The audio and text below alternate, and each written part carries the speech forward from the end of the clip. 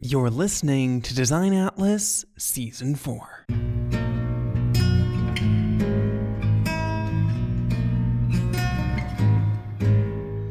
Meet Margo Stoney, a woman whose roots trace back to the vibrant state of Michigan in the United States.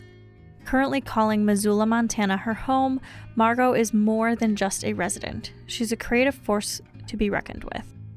As a graphic designer, she proudly leads the helm of High Mountain Creative, her very own design studio. In the vast realm of her creative pursuits, Margo focuses her talents on collaboration with conservation groups, nonprofits, and sustainability-minded brands. Her mission is clear. She dedicates her skills to those committed to the noble cause of saving our planet. From the lush landscapes of Michigan to the rugged beauty of Montana, Margo's journey unfolds against the backdrop of a passionate commitment to environmental conservation. Delving into the heart of her work, Margo's canvas extends far beyond the traditional boundaries of graphic design. High Mountain Creative becomes a hub where visuals come to life, pulsating with purpose. The organizations she collaborates with cover a spectrum of initiatives from safeguarding wildlife to championing the circular economy and preserving the delicate balance of forests and rivers. In the intricate dance of pixels and ink, Margo weaves her magic to support these nonprofits. She crafts visuals that tell compelling stories, designs documents that carry the weight of a cause, and engages with anything that can bridge the gap between complex issues and the broader public. Margo's goal is simple yet profound: to make these crucial causes more accessible to all. So as the clock ticks away, Margo Stoney stands at the intersection of creativity and conservation, painting a vivid picture of a designer whose passion extends beyond aesthetics.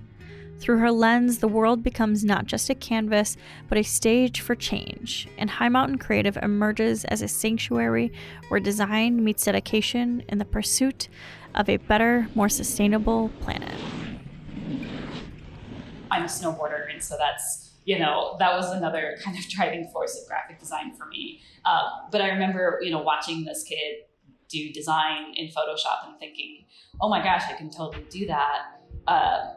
I was always kind of a creative kid and like a little bit quirky, and I like to just do like craft projects, but I never really thought of it as translating into something as a career until like the day that I walked into that classroom to take a design course. And so the next semester I signed up and started going, and they run you through the gamut and they teach you Photoshop and Illustrator and InDesign and all the different applications, and try and help you make it like, I remember Detroit has, the International Auto Show, which is a big deal there. And I remember there was a poster design contest, and we all, submitted a design. And that was kind of, I found mine the other day.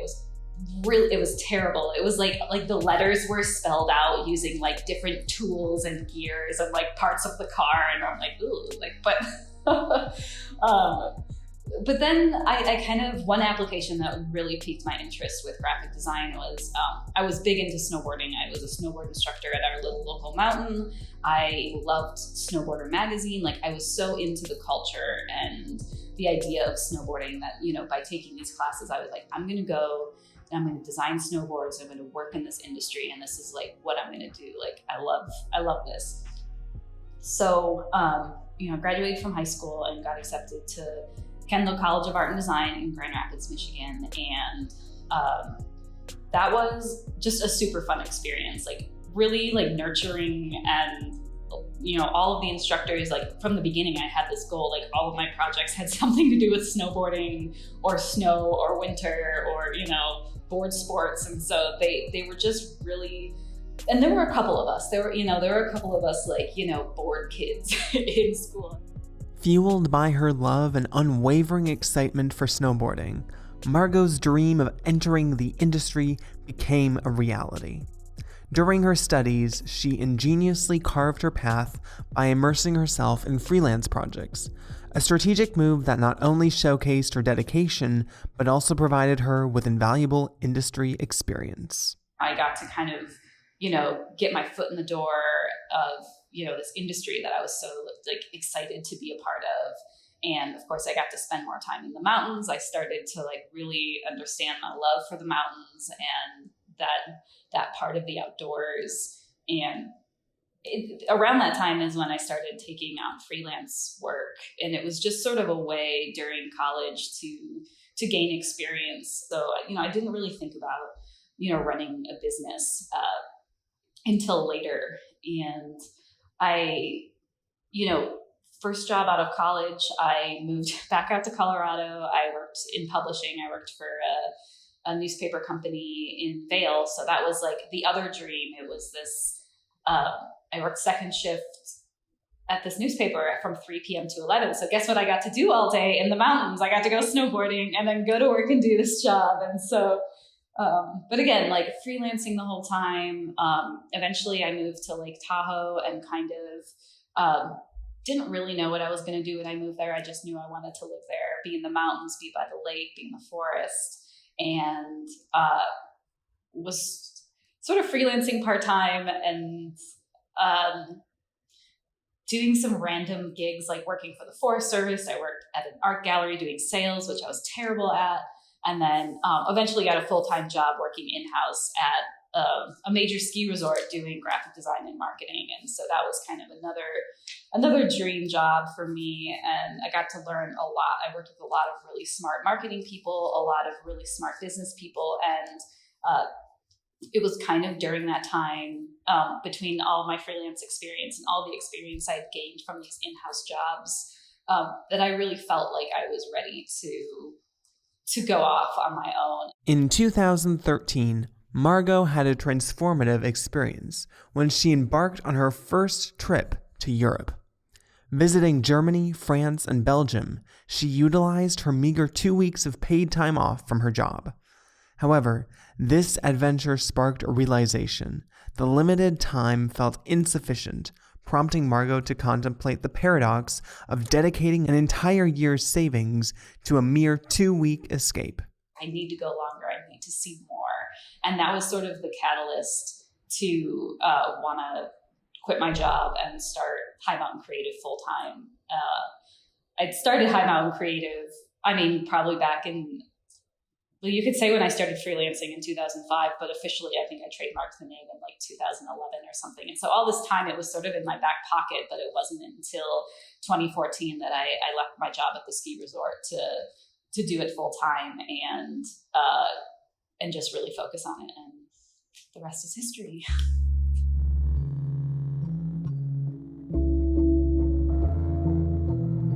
Margo has worked with a rich tapestry of conservation efforts in Missoula and its surrounding areas, showcasing the myriad angles from which the vital work unfolds. Immersed in a landscape teeming with diverse nonprofits, she discovered not only ample professional opportunities, but also a wellspring of inspiration.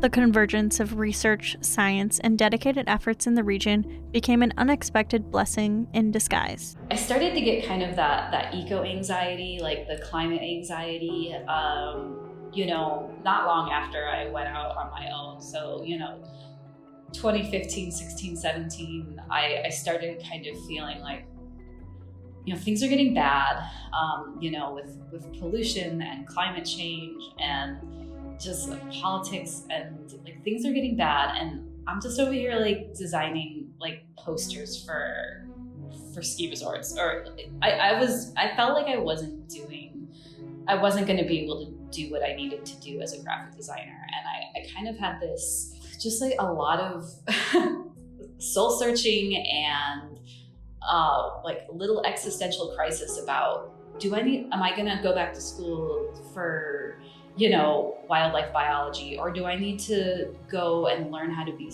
an environmental engineer and help invent some new form of alternative fuel, or, a eco-friendly version of Gore-Tex. In 2015, I had my first nonprofit client. I was working with American Rivers, and they're a nonprofit that they do advocacy and conservation work to protect rivers in the United States. And I didn't think of it until many years later, but doing work with them, I was kind of helping the people on the front lines that were doing good and helping fight climate change. And through them, I got referrals to other nonprofits. And the more I started doing nonprofit work, I realized like I didn't have to reinvent myself or reinvent my business to be able to help with these issues that I was so concerned about and just felt hopeless about.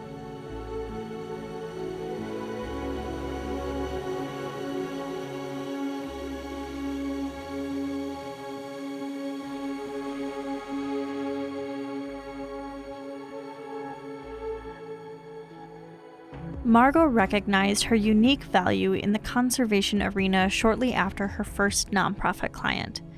Armed with a distinctive skill set, she noticed a crucial gap within these organizations, a gap that went beyond the realms of science and fundraising expertise. It dawned on her that while these entities possessed an abundance of scientific knowledge and fundraising prowess, they grappled with presenting complex ideas in an accessible manner.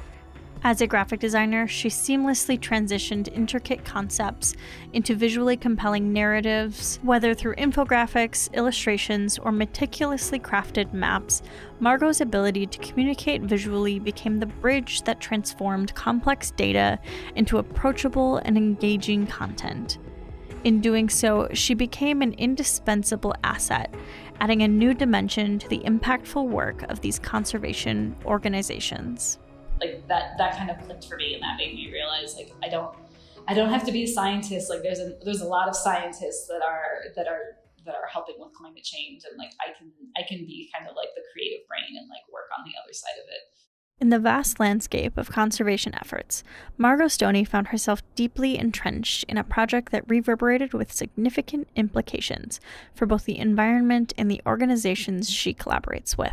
One noteworthy initiative involved her partnership with the Native Fish Society and the American Rivers. Together, they embarked on a mission to advocate for the removal of 4 dams on the Klamath River, straddling the border between Northern California and Southern Oregon.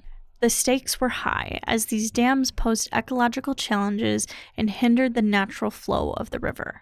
The culmination of their tireless efforts came to fruition in November 2022, as a momentous decision was handed down. The federal authorities had ruled in favor of the dam removal, marking a substantial victory for the Native Fish Society, American Rivers, and the cause of environmental conservation. So that was a huge win. It's the largest dam removal project in the world. It's going to restore 400 miles of natural habitat for threatened fish, and it's going to be a big focus for a lot of restoration projects along that river and the communities that are along the Klamath River. So that was a huge win last year. It was really cool to see so many different organizations and people and groups working together to make that happen. And I wasn't directly part of this. I wasn't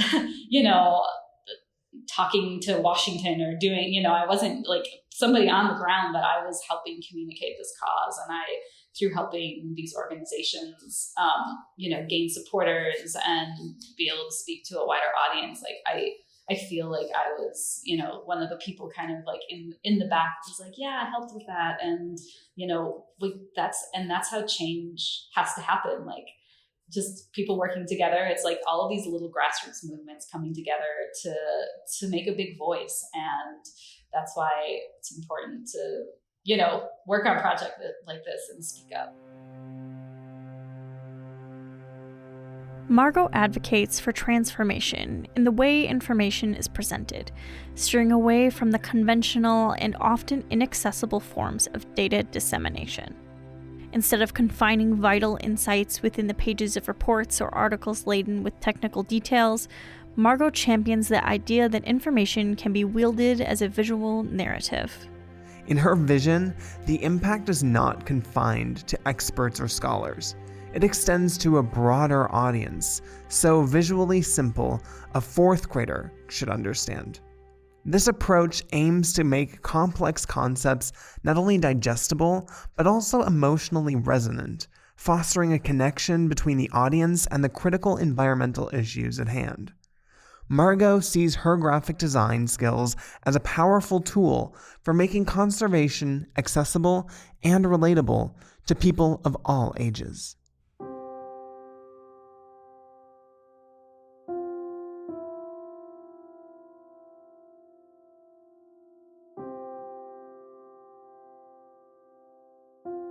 I feel like that's something that can kind of be missing. And, some of these groups are really hungry for a creative to come in and help them create something like this, because they're so caught up in their cause. They don't see the outside of it. And so I'm kind of this person who bridges the gap and says this piece of information that you're trying to communicate to the public is really complex and it's really confusing. I don't get it. I need us to work together and for you to explain this to me in a way that I can understand so that I can help you communicate this. Margo Stoney's commitment to environmental sustainability extends beyond the canvas and into the very ethos of her creative endeavors. As the proud leader of High Mountain Creative, her design studio stands as a testament to responsible practices. Amidst the prevailing confusion surrounding the term carbon neutral, Margo explains the principles that underpin her studio's environmentally conscious approach. Operating as a remote studio with minimal overhead, she has already cultivated a relatively small ecological footprint. However, the concept of carbon neutrality adds an extra layer of conscientiousness to her creative process. In the ensuing dialogue, Margo provides insights into the intricacies of achieving carbon neutrality and the significance of such practices in the realm of graphic design and creative entrepreneurship.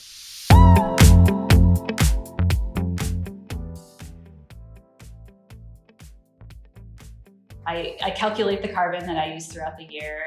Obviously planting trees is a pretty common carbon offset. I try to do some projects that are a little bit more, localized and meaningful. And this last year, I contributed to a project that helped protect grasslands here in Montana to help with carbon sequestration. I also just kind of throughout the year help support nonprofits. I'm really into birds, so the Cornell Lab of Ornithology and the Audubon are big ones that I like to support. Really like having kind of a small footprint and being able to be really picky about the types of projects that I take on and the type of people I work with.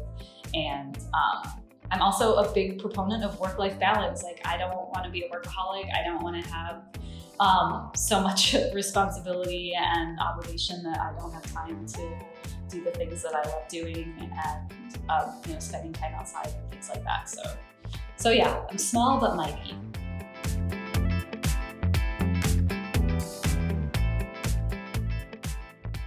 In the realm of sustainable design and environmental communication, Margo Stoney takes on the crucial responsibility of ensuring transparency and authenticity. Margo recognizes the potential pitfalls of a deceptive practice known as greenwashing. Greenwashing involves the misleading portrayal of an organization's environmental practices, often through deceptive marketing or communication strategies. Companies engaging in greenwashing may make exaggerated or even false claims about their commitment to sustainability, creating this illusion of environmental responsibility without much action. I'll go ahead and use big oil as an example of how they, there could be a product of gasoline that's called, green tech or something. And, you have the word green in there. And so you think oh yeah, it's good for the environment. There's a leaf on the logo. And that's kind of a form of greenwashing because there's probably not anything actually environmentally friendly about it or green about it. It's just kind of this, subconscious decision you see those things and you think that it's good for the environment. And so just making sure that if you're involved in a project where greenwashing is potentially being used, just speaking up and using your voice and just making sure that you're, authentic and being transparent about what kinds of information you're spreading and yeah, as designers, we have that power to decide what, how stuff gets put out. So, yeah. And so, in the final moments of this episode with Margo Stoney, we find ourselves captivated by the intersection of creativity and environmental stewardship. Margo's journey from the expansive landscapes of Michigan to the thriving conservation community of Missoula, Montana, unveils a profound narrative of purpose-driven design. Through High Mountain Creative, her carbon-neutral studio, Margo not only translates complex environmental issues into visually compelling narratives, but also champions authenticity in the face of greenwashing. Her commitment to making sustainability accessible, coupled with a keen awareness of the ethical responsibilities inherent in design, invites us to reflect on the transformative potential of creative endeavors in shaping a more conscientious and sustainable future. As we bid farewell to this insightful conversation, we hope that Margo Stoney's story resonates as a testament to the impactful role we as designers play in fostering a deeper connection between individuals and the urgent causes that need desperate action in the imminent global environmental crisis.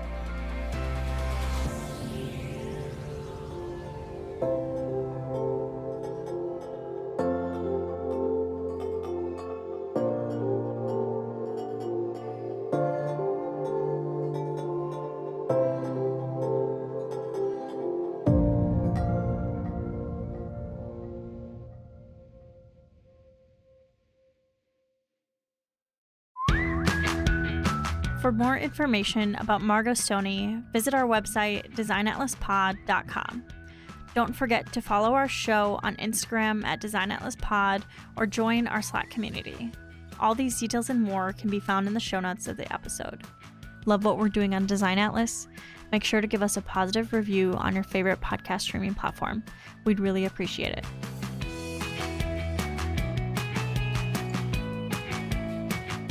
Stay tuned for our next episode, which launches next Thursday, featuring Dr. Rebecca Green, who serves as both a lecturer and researcher at the University of New South Wales Art and Design within the Faculty of Arts, Design, and Architecture.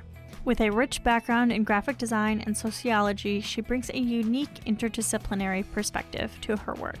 Driven by a passion for effective communication, her research delves into the intricate world of visual communication in the context of climate change. Through her expertise as an experienced graphic designer and illustrator, Dr. Green explores the profound impact that the language of graphic design can wield in influencing the reception and trust in strategic climate messaging.